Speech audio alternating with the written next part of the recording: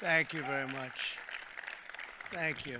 Nice crowd. What a good-looking group of people. Well, we have some very, very good news today, and a lot of good things are happening for our country. Please sit down. My fellow Americans, this is Liberation Day, waiting for a long time. April 2nd, 2025 will forever be remembered as the day American industry was reborn, the day America's destiny was reclaimed, and the day that we began to make America wealthy again. We're going to make it wealthy, good and wealthy. For decades, our country has been looted, pillaged, raped, and plundered by nations near and far, both friend and foe alike. American steel workers, auto workers, farmers, and skilled craftsmen, we have a lot of them here with us today. They really suffered gravely. They watched in anguish as foreign leaders have stolen our jobs, foreign cheaters have ransacked our factories, and foreign scavengers have torn apart our once beautiful American dream. We had an American dream that you don't hear so much about. You did 4 years ago, and you are now, but you don't too often, and for many years and decades even, you didn't hear too much about. Our country and its taxpayers have been ripped off for more than 50 years, but it is not going to happen anymore. It's not going to happen. In a few moments, I will sign a historic executive order instituting reciprocal tariffs on countries throughout the world. Reciprocal, that means they do it to us and we do it to them. Very simple. Can't get any simpler than that.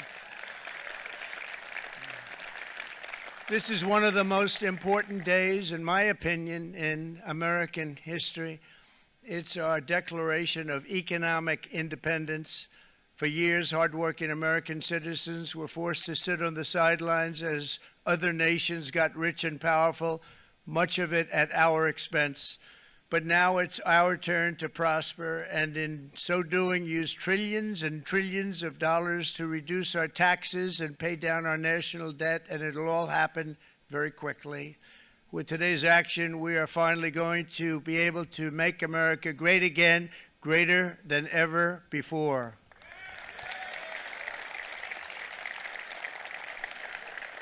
Jobs and factories will come roaring back into our country, and you see it happening already. We will supercharge our domestic industrial base. We will pry open foreign markets and break down foreign trade barriers. And ultimately, more production at home will mean stronger competition and lower prices for consumers. This will be indeed the golden age of America. It's coming back. We're going to come back very strongly. We're pleased to be joined on this momentous occasion by Vice President J.D. Vance. J.D., thank you. Thank you. Thank you very much. Where are you, J.D.? No, that wasn't too hard to find. I was looking, you know, he likes to take a low-key attitude, so it'd usually be sitting right in front. He's gaining a lot of confidence, Mike, isn't he? And nearly my entire cabinet is here, as well as Speaker Mike Johnson, who's done an amazing job. And with the great success we had last night in Florida, we have a majority of 7. And 7's like a lot when we had it at 1, right? You've done a fantastic job. And many of the members of the House and Senate are with us. Senators, Congressmen, thank you all for being with us. We appreciate it. For decades, the United States slashed our trade barriers on other countries, while those nations placed massive tariffs on our products and created outrageous non-monetary barriers to decimate our industries. And in many cases, the non-monetary barriers were worse than the monetary ones. They manipulated their currencies, subsidized their exports, stole our intellectual property, imposed exorbitant VAT taxes to disadvantage our products, adopted unfair rules and technical standards, and created filthy pollution havens. They were absolutely filthy, but they always came to us and they said, we're violating, we should pay for it. It's all detailed in a very big report by the U.S. Trade Representative on Foreign Trade Barriers, and I'll just hold it up for you. It's available, and you don't have to pay too much. As I understand it, you'll pay nothing. It's a lot of work for something, actually, because it's a special book. It's frankly, it's very upsetting when you read it, when you see what people have been doing to us for 30 years. This all happened with no response from the United States of America, none whatsoever. But those days are over. Let me offer just a few examples of the vicious attacks our workers have faced for so many years. The United States charges other countries only a 2.4 tariff on motorcycles. Meanwhile, Thailand and others are charging much higher prices, like 60%. India charges 70%. Vietnam charges 75%, and others are even higher than that. Likewise, until today, the United States has for decades charged a 2.5 tariff. Think of that, 2.5% on foreign-made automobiles. The European Union charges us more than 10% tariffs, and they have 20% VATs, much, much higher. India charges 70%, and perhaps worst of all are the non-monetary restrictions imposed by South Korea, Japan, and very many other nations. As a result of these colossal trade barriers, 81% of the cars in South Korea are made in South Korea.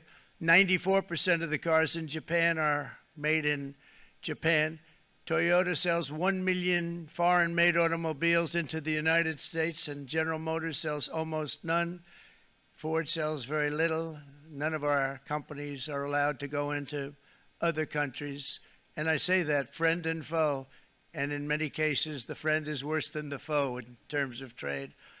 But such horrendous imbalances have devastated our industrial base and put our national security at risk. I don't blame these other countries at all for this calamity. I blame former presidents and past leaders who weren't doing their job. They let it happen, and they let it happen to an extent that nobody can even believe. That's why, effective at midnight, we will impose a 25% tariff on all foreign-made automobiles.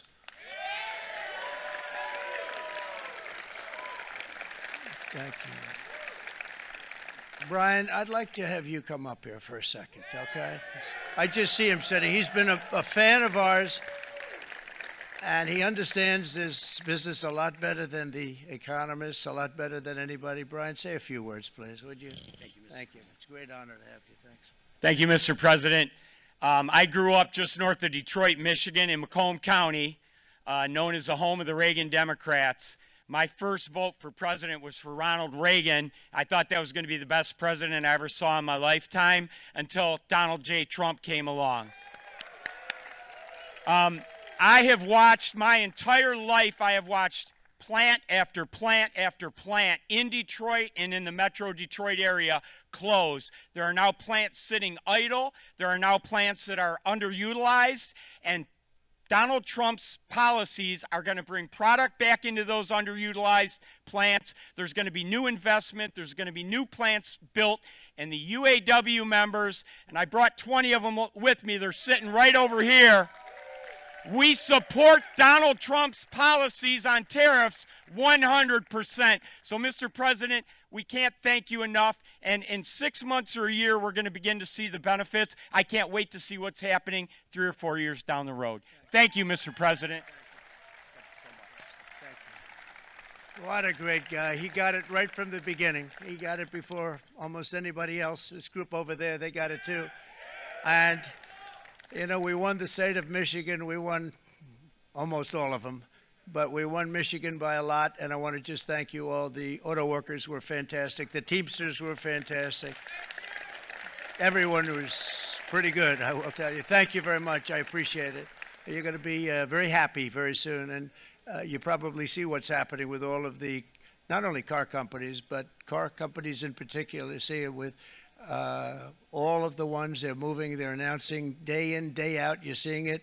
Nobody's ever seen anything like that. With today's actions, we're also standing up for our great farmers and ranchers who are brutalized by nations all over the world. Brutalized. Canada, by the way, imposes a 250 to 300% tariff on many of our dairy products. They do the first can of milk. They do the first little carton of milk at a very low price, but after that it gets bad, and then it gets up to 275, 300%. So when they're figuring what's Canada charging, they say, oh, about 2%, 3%. But take a look at what happens down the road. When you look a little bit, it's not a pretty picture, and we don't like it, and it's not fair. It's not fair to our farmers. It's not fair to our country. And with countries like Canada, you know, we subsidize a lot of countries and keep them going and keep them in business. In the case of Mexico, it's $300 billion a year. In the case of Canada, it's close to $200 billion a year. And I say, why are we doing this? Why are we doing this? I mean, at what point do we say you got to work for yourselves, and you got to? This is why we have the big deficits. This is why we have that amount of debt that's been placed on our heads over the last number of years, and we're really not taking it anymore. Through non-tariff barriers, the European Union bans imports of most American poultry. You understand? They say, we want to send you our cars, we want to send you everything, but we're not going to take anything that you have. Australia bans, and they're wonderful people and wonderful everything, but they ban American beef, yet we imported $3 billion of Australian beef from them just last year alone. They won't take any of our beef. They don't want it because they don't want it to affect their farmers. And you know what? I don't blame them, but we're doing the same thing right now, starting about midnight tonight, I would say.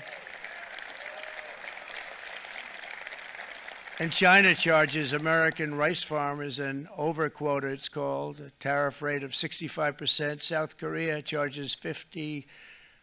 Actually, they charge different, from 50% to 513%. And Japan, our friend, charges us 700%. But that's because they don't want us selling rice and other things. Who can blame them, Madam Secretary? Agriculture, great job you did on eggs, by the way. The egg prices came down 50%. You got them down 50% once we got involved. They were going through the sky. The egg prices, they were going through the sky, and you did a fantastic job. Now we have lots of eggs, and they're much cheaper, down about 59% now, and they're going down further. We charge 2.8% for so many things that other countries are charging 200%, 300%, and 400% for. If imposing tariffs and protective barriers made nations poor, then every country on earth would be racing to eliminate these policies, and China would be the first on line. They run a very strong country, but they're not first in line, and the American people are paying a very big price.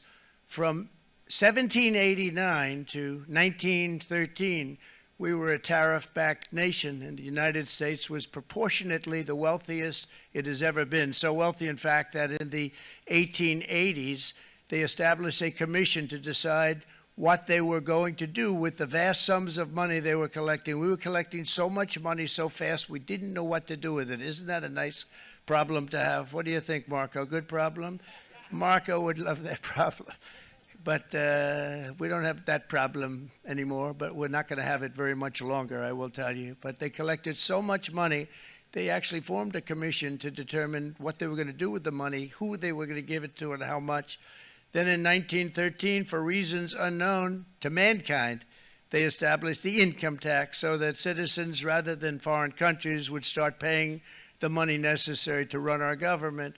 Then in 1929, it all came to a very abrupt end with the Great Depression, and it would have never happened if they had stayed with the tariff policy. It would have been a much different story. They tried to bring back tariffs to save our country, but it was gone. It was gone. It was too late. Nothing could have been done. It took years and years to get out of that depression, far longer than even FDR had that office right over there for a long period of time. The ramp system, that's rather intricate, was built because of him, and every time you walk up, you think of him, and he did a great job in many ways, but it lasted long beyond his terms, as you know. But it's not too late any longer, and we're going to start being smart, and we're going to start being very wealthy again. We're going to be wealthy as a country because they've taken so much of our wealth away from us. We're not going to let that happen. We truly can be very wealthy. We can be so much wealthier than any country. It's not even believable. But we're getting smart. Nearly a century later, in the face of unrelenting economic warfare, the United States can no longer continue with a policy of unilateral economic surrender. We cannot pay the deficits of Canada, Mexico, and so many other countries. We used to do it. We can't do it anymore. We take care of countries all over the world. We pay for their military. We pay for everything they have to pay. And then when you want to cut back a little bit, they get upset that you're not taking care of them any longer. But we have to take care of our people, and we're going to take care of our people first. And I'm sorry to say that.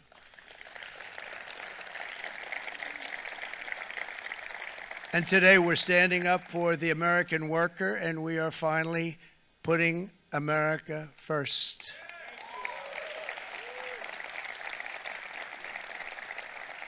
In sleepy Joe Biden's last year in office, the United States hemorrhaged 100,000 manufacturing jobs, and the number was going through the roof at levels never seen before.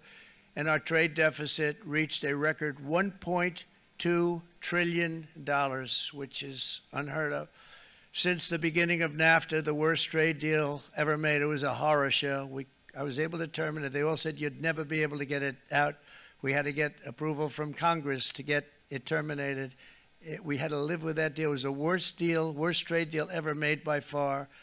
But since the very beginning of NAFTA, our country lost 90,000 factories. Think of what that is, 90,000. Think about putting a map up and putting text on it. You wouldn't have enough room. 90,000. I said, is that possible? We had it checked 4 different times, and it was actually somewhat higher than that. And 5 million manufacturing jobs were lost while racking up trade deficits of $19 trillion. That was the worst trade deal ever made. As a result of these gigantic losses, foreign nations now own $26 trillion more of American assets than think of this, than the Americans own of their own foreign assets or other foreign assets. The United States can no longer produce enough antibiotics to treat our sick. We have a tremendous problem. We have to go to foreign countries to treat our sick. If anything ever happened from a war standpoint, we wouldn't be able to do it. We import virtually all of our computers, phones, televisions, and electronics. We used to dominate the field, and now we import it all from different countries. A single shipyard in China now produces more ships every year than all of the American shipyards combined. Think of that. And it was a business that we used to dominate. We used to dominate it totally. In short, chronic trade deficits are no longer merely an economic problem. They're a national emergency that threatens our security and our very way of life. It's a very great threat to our country. And for these reasons, starting tomorrow, the United States will implement reciprocal tariffs on other nations. It's been a long time since we even thought of that. We used to think about it a lot. We didn't think about it for many decades, and you see what's happened. For nations that treat us badly, we will calculate the combined rate of all their tariffs, non-monetary barriers, and other forms of cheating. And because we are being very kind, we're kind people, very kind. You're not so kind when you got ripped off with your salaries. My auto worker friends and my Teamster friends and all of the unions that typically voted Democrat, they're not voting Democrat anymore because worker, whether union or non-worker, they're for the Republicans now. That's what happened. But we will charge them approximately half of what they are and have been charging us. So the tariffs will be not a full reciprocal. I could have done that, yes, but it would have been tough for a lot of countries who didn't want to do that. I'd like to see the chart if you have it. Could you bring it up, Howard? This is our great Secretary of Commerce, Howard Lutnick. Thanks, Howard. So if you look at that, China, first row, China, 67%. That's tariffs charged to the USA, including currency manipulation and trade barriers. So 67%, I think you can, for the most part, see it. Those with good eyes, with bad eyes. We didn't want to bring, it's very windy out here. We didn't want to bring out the big charts because it had no chance of standing. Fortunately, we came armed with a little smaller chart. So it's 67%, so we're going to be charging a discounted reciprocal tariff of 34%. I think In other words, they charge us, we charge them less. So how can anybody be upset?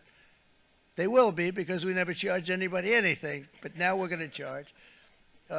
European Union, they're very tough, very, very tough traders. You know, you think of European Union, very friendly. They rip us off. It's so sad to see. It's so pathetic. 39%, we're going to charge them 20%, so we're charging them essentially half. Vietnam, great negotiators, great people. They like me, I like them. The problem is they charge us 90%. We're going to charge them 46% tariff. Taiwan, where they took all of our computer chips and semiconductors. We used to be the king, right? We were everything. We had all of it. Now we have almost none of it, except the biggest company is coming in. We're going to end up with almost 40%. Lee Zeldin's working to get their approvals. And it's an amazing company. Mr. Wei, of one of the great companies of the world, actually, they're coming in from Taiwan, and they're going to build one of the biggest plants in the world, maybe the biggest for that. But 64%, we're going to charge them 32%. Japan, very, very tough, great people. And again, I don't blame the people for doing it. I think they're very smart in doing it. I blame the people that sat right in that Oval Office, right over there, right behind the Resolute desk or whichever desk they chose. Japan, 46%. They would charge us 46%, and much higher for certain items like cars, you know, little items like cars. 46%, we're charging them 24%. India, very, very tough, very, very tough.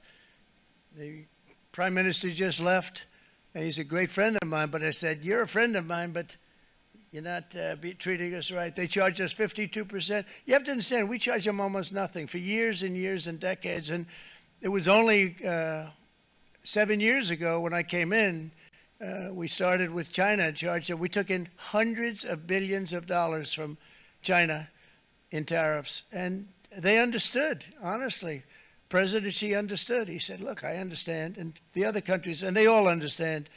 We're going to have to go through a little tough love, maybe, but they all understand. They're ripping us off, and they understood it. Prime Minister of Japan, Shinzo Abe. He was a fantastic man. He was unfortunately taken from us, assassination. But I went to him and I said, Shinzo, we have to do something. Trade is not fair. And he said, I know that. And he was a great gentleman. He was a fantastic man, but he understood immediately what I was talking about. I said, Shinzo, we have to do something. He said, I know that. And we worked out a deal, and it would have been a much better deal, but frankly, there were many years left on the deal that was made previous to my getting there, but it was something.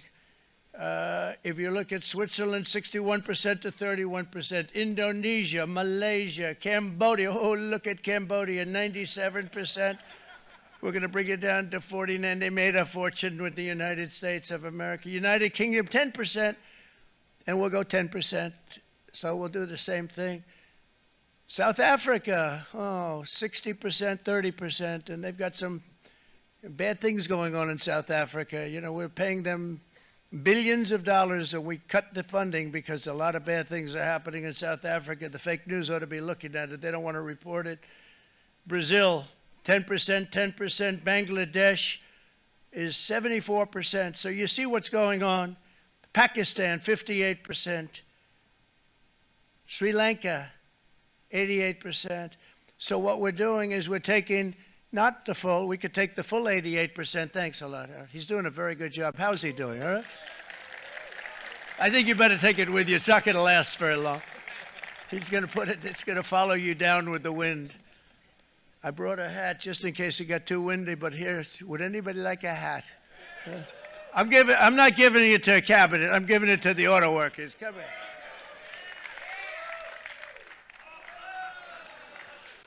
Thank you, fellas. Get it. That's it. That's it.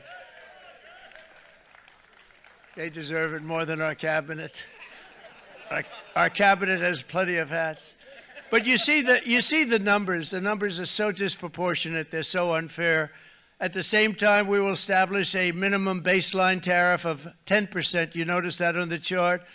And that'll be on other countries to help rebuild our economy and to prevent cheating. So we're going to have a minimum of cheating, and we're going to be very severe on the people that at the gate that watch the tariffs and watch the product coming in, because there's been a lot of bad things happening at the gate because the money is so enormous that you're talking about. There's never been probably anything like it in terms of the enormity, and there are a lot of bad things happen at the people that do the check-in, and they're looking at 10-year jail sentences if they do play. We're going to treat them so good, but if they cheat, the repercussions are going to be extremely strong.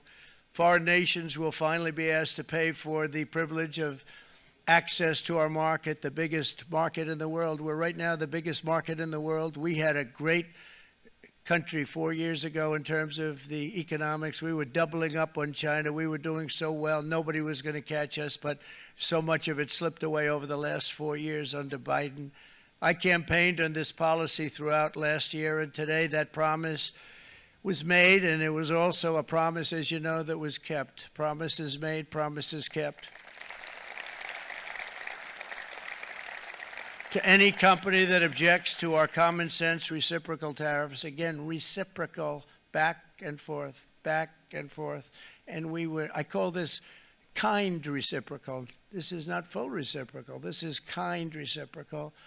But what we do is we cut it in half. We charge them. My answer is very simple if they complain. If you want your tariff rate to be zero, then you build your product right here in America, because there is no tariff if you build your plant, your product in America.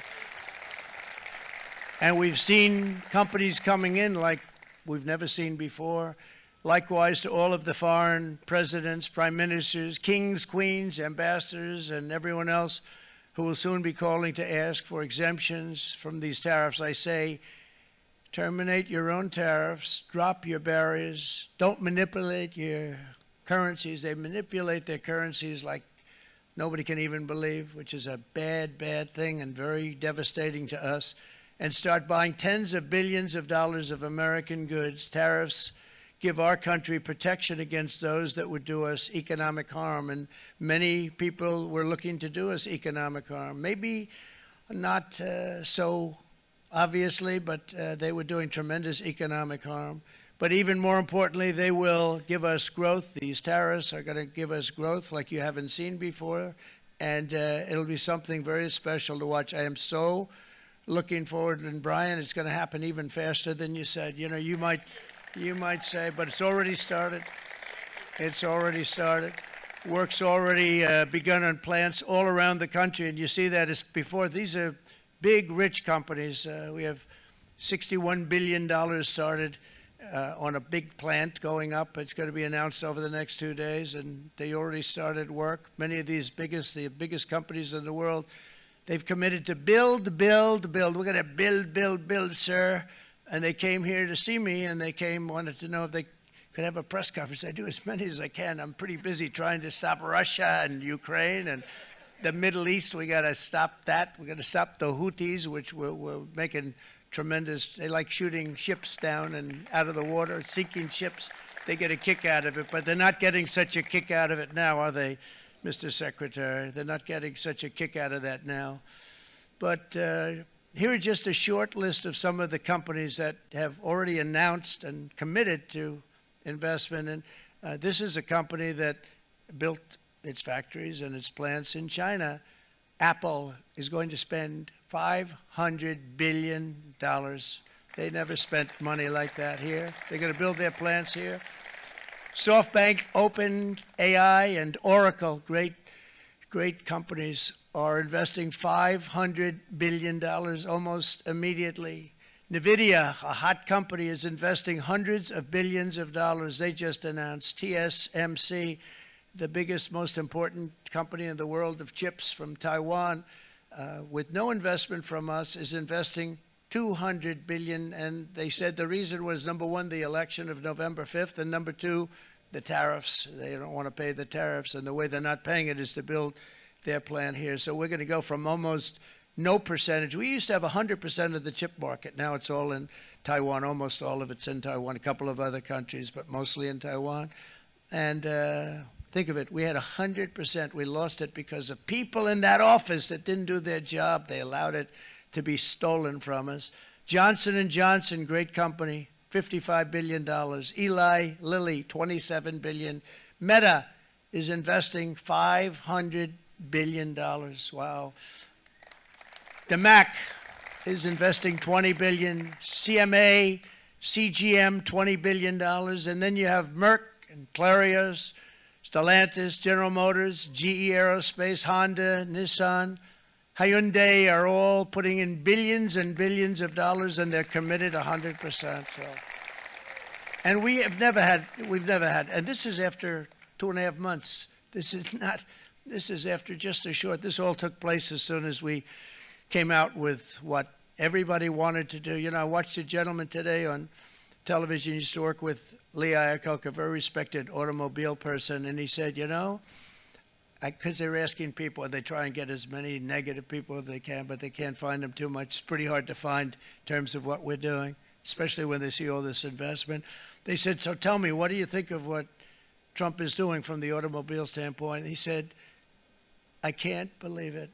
Somebody is finally, he's an older guy, real pro, really top guy, with Lee Iacocca. He said, I never thought I'd see the day when this would happen, where somebody had the courage to go and do what has to be done. This is transforming our nation. Our entire nation is going to be transformed, not only with the cars, but on every single other item that's built. We're going to become an industrial powerhouse. And he said that so beautifully today. In fact, I'm going to find out, I'm going to get a tape, and Bruce, I'm going to get that tape, and I'm going to send it to you out in Long Island, and you're going to play it for the people.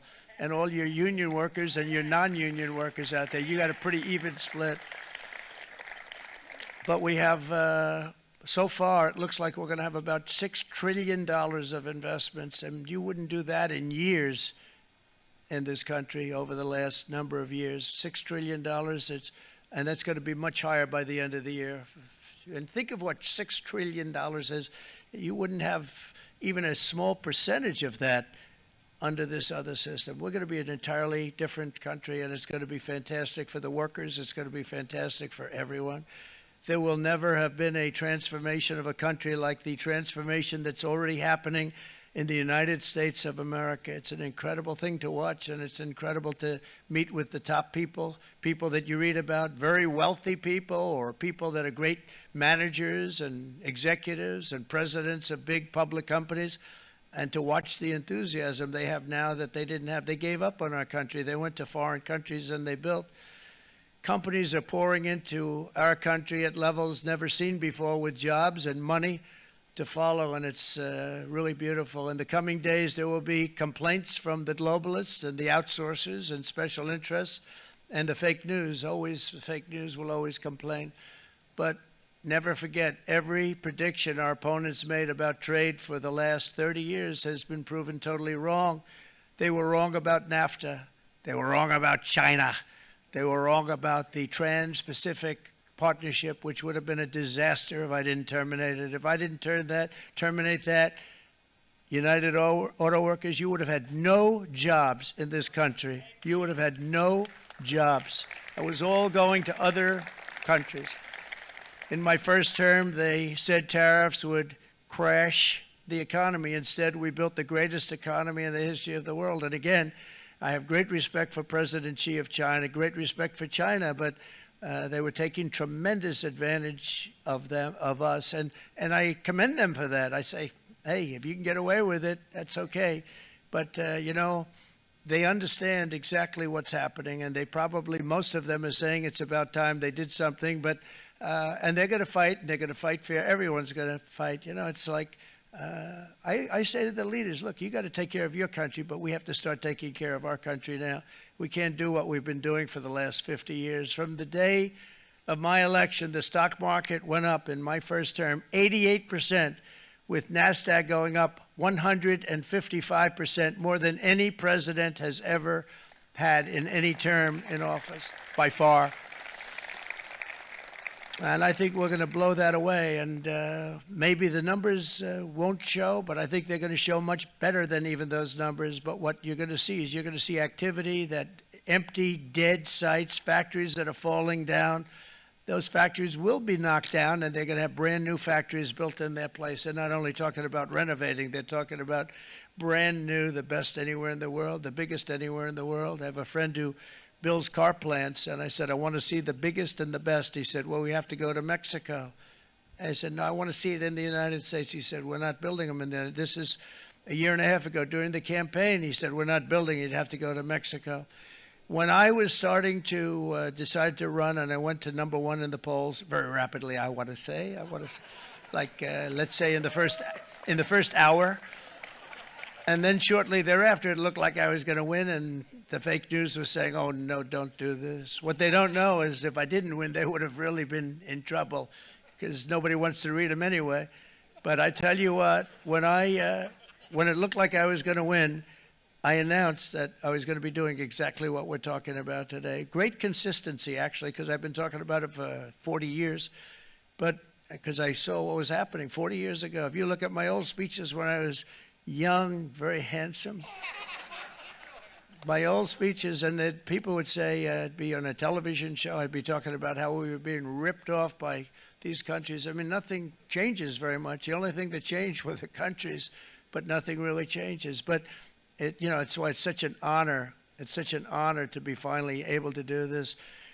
If you look at China, I took in hundreds of billions of dollars in my term, hundreds of billions. They never paid 10 cents to any other president, and yet they paid hundreds of billions, so much so that Biden couldn't do anything. They wanted to try and terminate it because he had a very special relationship with China. You know what the relationship was? He had a special relationship. But the numbers were so big, that they couldn't do it. So they did ease it up. They did things that they shouldn't have done. They made it a lot more comfortable for them, but they couldn't do it because the numbers were hundreds of billions of dollars, and I did that. And we were on our way to doing something like incredible. And then we had a very bad election happen, a lot of bad things happened. So when I said we got to do it again, I said we have to make it too big to rig, and we made it too big to rig, and we won in records, and it was a monumental win. And it was such an honor to see so many of you, like Brian and your friends, here with us to celebrate, and to more importantly celebrate what we're doing, because that wouldn't be a full celebration if we didn't do this, because this will be an entirely different country in a short period of time. It'll be something the whole world will be talking about it. The critics made the very tired predictions earlier this year, but in February, core inflation dropped to the lowest rate in 4 years, and the price of eggs, as you know, just in a month and a half, we were there for 4 weeks, and the first week I got blamed for eggs. I said, I just got here. They said eggs have gone up at like 250%, and you can't get eggs. And they were going crazy. And I said, I just got here. And then we got to work on eggs, and we got to work on everything. And our great Secretary of Agriculture, you did a fantastic job. Brooke Rollins, she did a fantastic job. And as I said before, the price of eggs dropped now 59%, and they're going down more, and the availability is fantastic. They were saying that for Easter, please don't use eggs. Could you use plastic eggs? I said, we don't want to do that. We want to, and you really came through. It's an amazing job. Thank you very much, Brooke. You did great. But likewise, an old-fashioned term that we use, groceries. I used it in the campaign. It's such an old-fashioned term, but a beautiful term, groceries. It sort of says a bag with different things in it. Groceries went through the roof, and I campaigned on that. I talked about the word groceries for a lot, and energy costs now are down. Groceries are down. Gasoline is way under $3, and people are beginning to be able to buy things and live again. We brought prices way down. We created 10,000 already in a few weeks, new manufacturing jobs. And it was that took place in 1 month, numbers that they haven't seen in a long time. We had virtually no inflation under my term. We had virtually no inflation for 4 years, but after transitioning over to Sleepy Joe, it went from almost non-existent to the highest in the history of our country.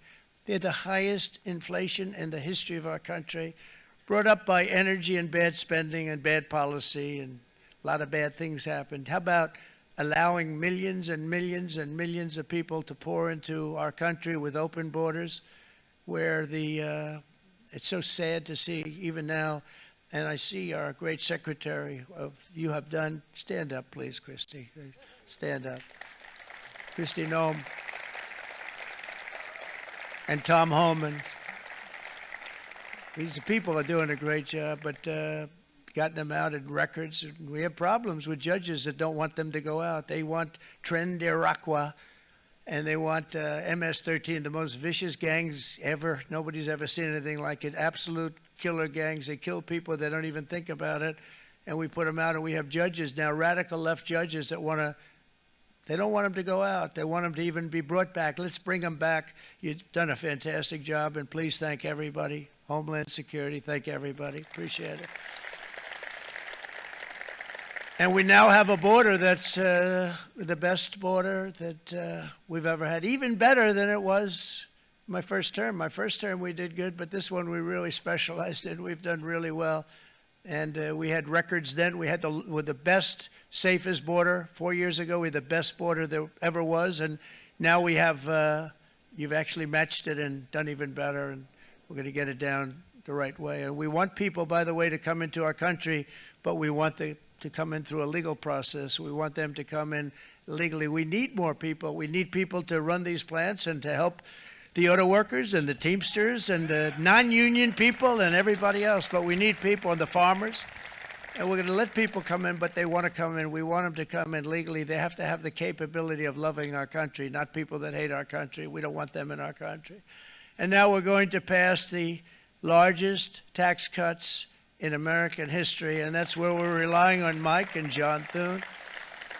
And we will not cut Social Security, Medicare, or Medicaid benefits, and the Democrats will, because if they got in, the entire economy would collapse. This country was heading for a collapse under the people that you saw. They were horrible. I think one of the reasons people like the job, I have my highest approval ratings because I think they're comparing me to the worst administration in the history of our country, so I appreciate that at least. But Speaker of the House Mike Johnson and Senate Majority Leader, appreciate it, Mike, John Thune have been fantastic, by the way. But they've been working tirelessly on taking the next step to pass the plan for our one big, beautiful bill. I'd like to name it that if you can. One big, beautiful. I made that statement about 6 months ago, and everybody calls it one big, beautiful bill. And it will be that. It'll have everything, the big tax cuts and every incentive there is. And it'll be fantastic. And by the way, for the cars, we're asking for an interest deduction on a loan. So if you build the car, only in America we do it, Brian. If the car's not built in America, you don't get the interest rate deduction. But if you build the car in America, if you buy a car, if it's built in America, then you get an interest rate deduction, tax deduction, and that's a big thing. That's going to be a big thing. I think that's going to pay for itself very quickly, that deduction. Never happened. We've never had anything like that before. Somebody said, where do you get the idea? Because it's so basic. You would think that would have happened a long time ago. It never did, and I'm very happy it didn't because now I can say that was my idea. But we're going to get us closer to the debt extension. We have to get the debt extension passed, and I know you're going to be able to do that, Mike, and it's very important that you do that. And all of the other things that the Senate budget plan gives us, along with working, because I know they're working together, John and Mike, and the two bills are going very well together. We need to get our shared priorities done, including certain permanent tax cuts. We want the tax cuts to be permanent, spending cuts, energy and historic investments in defense, border, and so much more. We're covering everything. These will be phenomenal. There'll be no bill like this going to straighten. One bill is going to straighten out our country for many, many years to come. And we said, let's just do it and let's get it done. And some guys will love it and some guys will like it a little bit less because they're not getting what they were exactly looking for, but they're getting a lot. They'll never, if we get this done, it'll be the most incredible bill ever passed in the history of our Congress and Senate and congressmen, the senators and the congressmen, many of whom are here today, will be very proud of themselves. I really believe that. It's going to set us on a whole new prosperous path. We're going to cut spending and right-size the budget back to where it should be. We're going to do that very strongly. Thank you, Rick. Thank you. John, thank you. Oh, look at all of our senators over there. Oh, boy. That's a nice group of people. But I won't like them so much if they don't get this bill done. That's a great group, and Congressman, thank you very much. I appreciate it. Tremendous people. The Senate plan has my complete and total support, and the House plan likewise is very similar. They're moving along pretty much at the same clip, and as soon as you're ready, you'll show it to me, and I'm sure it'll have my support, Mike. Every Republican congressman and senator must unify. We have to unify. We can't be separated. We have to get it done. We have to get absolutely everything we can, and we have to take care of the American people. That's the only thing that matters. We have to take care of the American people first. We need to pass this bill immediately, get it done, including debt extension. From this day on, we're not going to let anyone tell us that American workers and families cannot have the future that they deserve. We're going to produce the cars and ships, chips, airplanes, minerals, and medicines that we need right here in America. The pharmaceutical companies are going to become roaring back. They're coming roaring back. They're all coming back to our country, because if they don't, they got a big tax to pay. And if they do, I'll be very happy, and you're going to be very happy, and you're going to be very safe. We're going to build our future with American hands, with American heart, American steel, and we're going to build it with American pride like we used to. We're approaching our 100th day as president, and have been given credit by a lot of people, actually, even some of the fake news. Can you believe it? Which in this case hopefully isn't fake, for having done more in that time than any other administration in the history of our country in the first 100 days. I think we've had an amazing, in terms of what we've done, what we've gotten accomplished. I'd like to see if we can get that war ended and another war from not starting in the Middle East.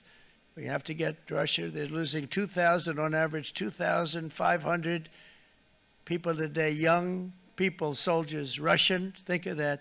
2,500 through some days, but on average, probably over about a 1 week period, it's 2,712, they say.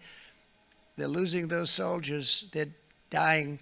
They're being decimated. And they're not from our country, but they're from other countries. But they're human beings. They're from Russia. They're from Ukraine in this period, most of them. And we're going to get it stopped. It's a senseless war that would have never happened if I was president, and it shouldn't be allowed to go on. And I think we're being given good cooperation by Russia and by Ukraine, but we have to get it stopped. It's humanity. It's humanity. It's a terrible thing. This will be a very big moment. I think you're going to remember today. It's going to be a free nation that we're dealing with. We're going to have a very free and beautiful nation. It's going to be Liberation Day in America, and it's going to be a day that hopefully you're going to look back in years to come and you're going to say, you know, he was right. This has turned out to be one of the most important days in the history of our country. God bless you, and God bless America. Thank you, everybody. Thank you very much. Thank you. Thank you very much.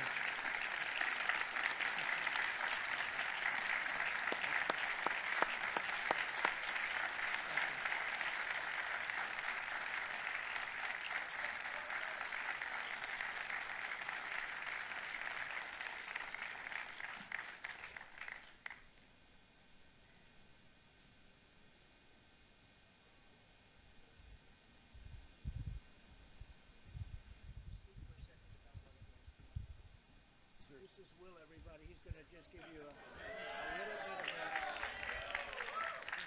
little bit of a briefing on what we're signing.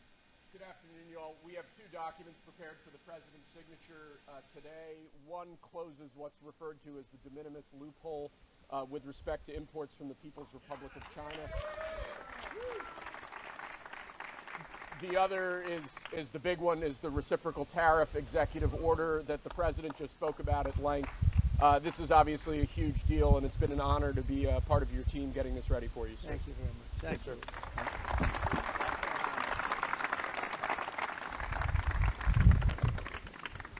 This is big stuff.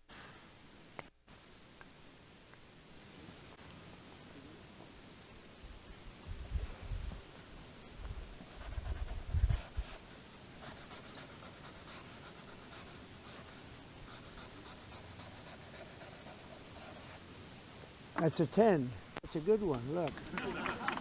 That's a good one. That's a good one. Thank you. Thank you, sir.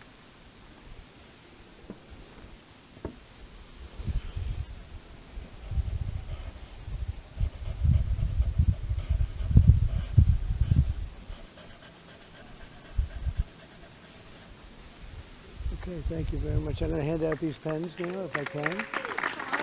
Come on over. Yeah.